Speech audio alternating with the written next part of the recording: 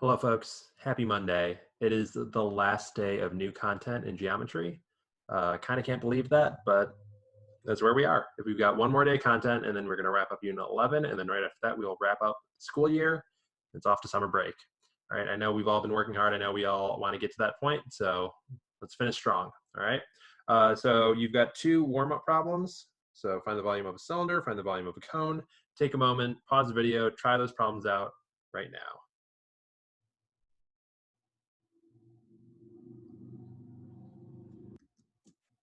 All right, and we're back. So here comes some answers. So for number one, we have this cylinder. It says that we have a diameter of 12 centimeters, and that means that our radius is going to be 6 centimeters. And then we know that our height is also 12 centimeters. With this area formula for a cylinder of area of the base times height, we can make that substitution for area of a circular base being pi r squared. Then we'll make our substitutions in for radius and for height and simplify, and we'll end up with 432 pi centimeters being the appropriate unit, and we are talking about volume, so centimeters cubed. Over in problem number two, we have a cone with the same dimensions, same diameter, and therefore same radius of 6, and the same height of 12 centimeters. We know that our area formula for cones is area of the base times height all over 3, but we've actually already solved for this area of the base times height because it's the same radius and therefore the same base and the same height as our cylinder. So this area of base times height is equal to 432 pi, which now we need to divide by 3. Having done so, we found that our our cone has a volume of 144 pi centimeters cubed. All right, so there's our warm-up. Let's move on to our topic at hand today, which is spheres. All right, so I had you watch a video back on Thursday as we were discussing cones. I want you to recall that video and maybe just actually, I'm going to have you watch another minute of it right now. All right, so I want you to think about how does the volume of a sphere relate to the volume of a cylinder, all right, from this particular excerpt, this particular clip of that video. You can access it if you have the PDF through this link.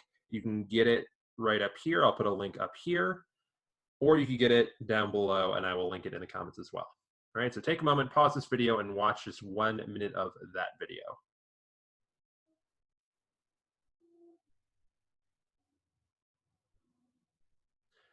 All right, so I trust that you are back after watching that video.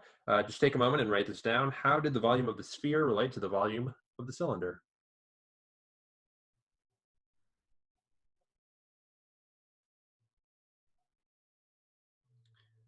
All right, did you write down what you noticed?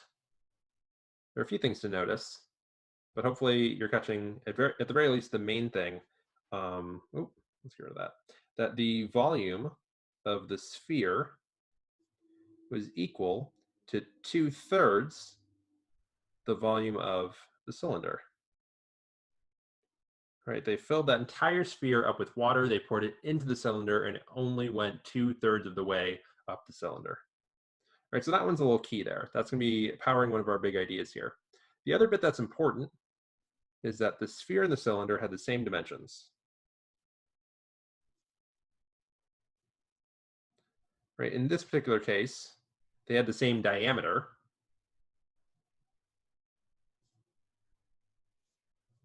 And they have the same height.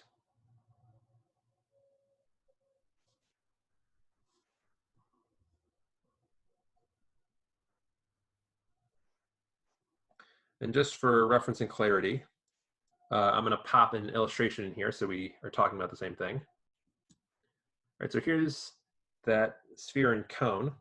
And when we talk about them having the same dimensions, well, first they have the same radius, right? But they also have the same height. So the sphere would fit perfectly inside the cylinder if we were to pop it in, sort of like tennis balls in a tennis can, right? So same dimensions.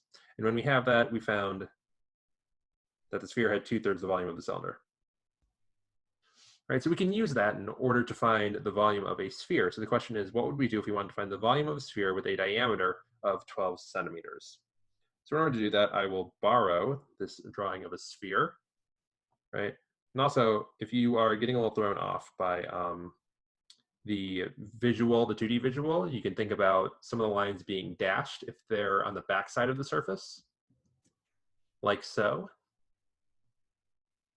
right? But we know that it has a diameter of 12 centimeters. And when we talk about diameter of a sphere, we're still talking about diameter in the same sense of a segment is going across a circle, right? But there's multiple circles. So I could have a very small circle right at the top, or I could have a medium-sized circle in the middle. But this circle around the widest point, sort of like the equator of the circle, is what we refer to as the great circle. And so when we talk about the radius or diameter of any sphere, it's always in reference to the great circle around the widest point of the sphere. So this great circle has a diameter of 12 centimeters. For us, that means that it has a radius of 6 centimeters.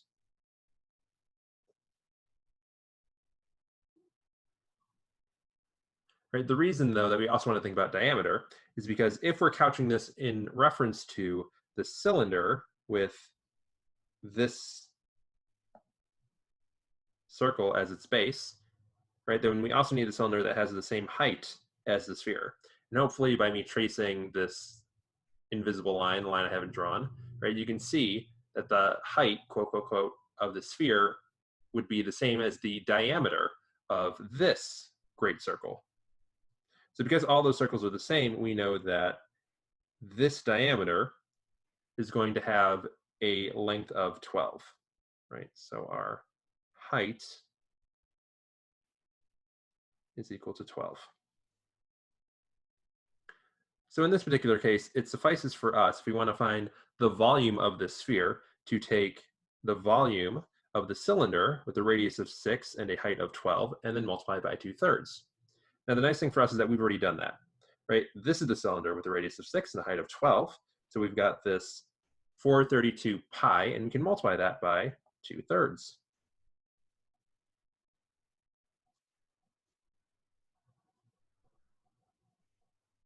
So I'll go ahead and type that into my calculator.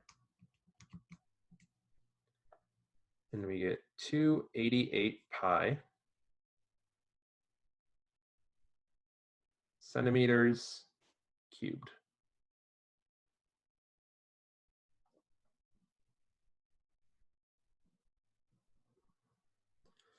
Right, but believe it or not, it gets a little bit simpler. So the way that we approached this was we took the sphere and we found the volume of the cylinder with the same dimensions, and then we multiplied by 2/3. Could we streamline that so that we're only using one formula one time in one step? Answer is yes. Right? In order to do that, though, we kind of need the general formula for what we just did.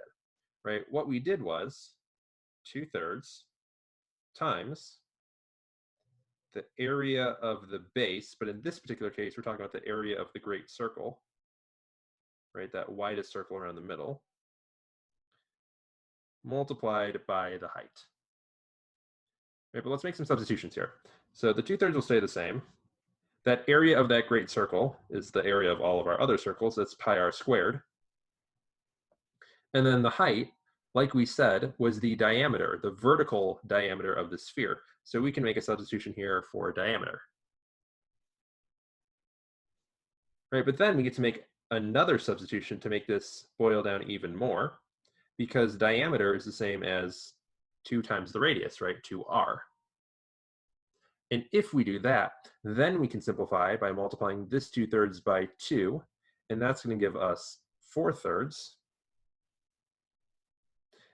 And we can multiply this r and this r squared, and that will give us r cubed.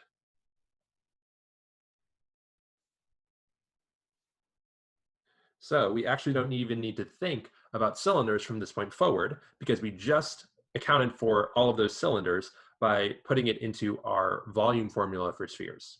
Right? This will be the volume formula that we use moving forward, and it allows us to just take the radius and instantly, like that, plug it in and get our volume for our sphere.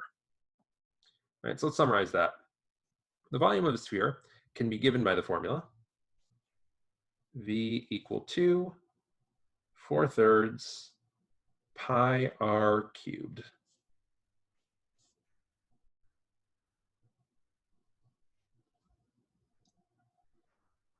All right, so let's move on to this problem, example 1. Find the volume of the hemisphere, we'll come back to that word in a second, with a great circle circumference of 18 pi meters. All right, so the word hemisphere, you might recognize it if you are familiar with sort of global geography. We have things called the northern hemisphere and the southern hemisphere. It also sounds a little bit like semicircle or semi-cylinder, two terms that we have used in the past, except this time it's not a semisphere, it's a hemisphere. All right, but really it means the same thing. It means half of a sphere. All right, so find the volume of a hemisphere. So I'll go ahead and just draw that in. So here's our great circle for the base. Let me get that just nice and lined up here. Come on. There we go. And then a nice dome on top. All right, where this great circle has a radius, which is the same radius all the way around the sphere, right?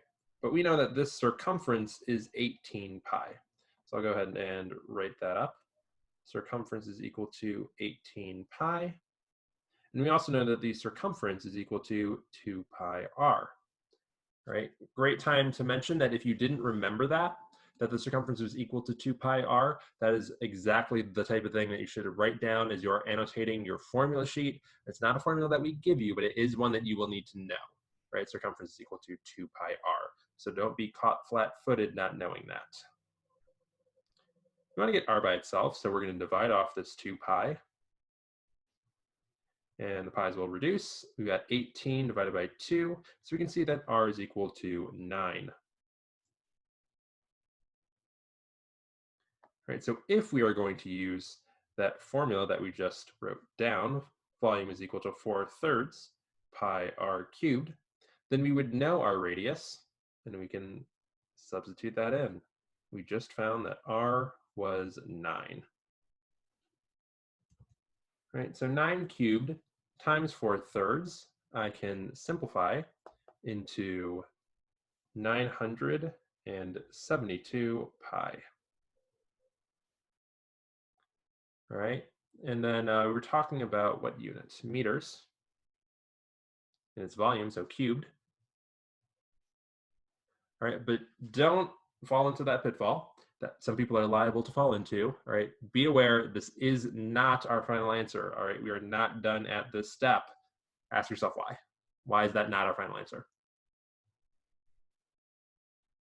All right, hopefully you're saying that that is because what we have here, it's not just a failure to communicate, but this 972 pi is representative of the volume of the entire sphere with radius 9, right? But we only wanted the hemisphere. So what do we have to do? We just have to take this volume of the sphere and divide by 2. Right, so 972 pi divided by 2, and that is equal to 486 pi, keeping the units of meters cubed. All right, this is the volume of our hemisphere.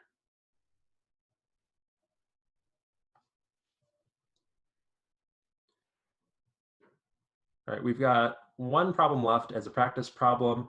This one is a bit more of a beefier sort of problem, but I am entirely confident in your ability to get this done by the end of the period. All right, but just know this is really going to push your mastery of the content that we have put in front of you in this unit. All right, so we're going to do that one in groups. I will see you back on the Zoom call.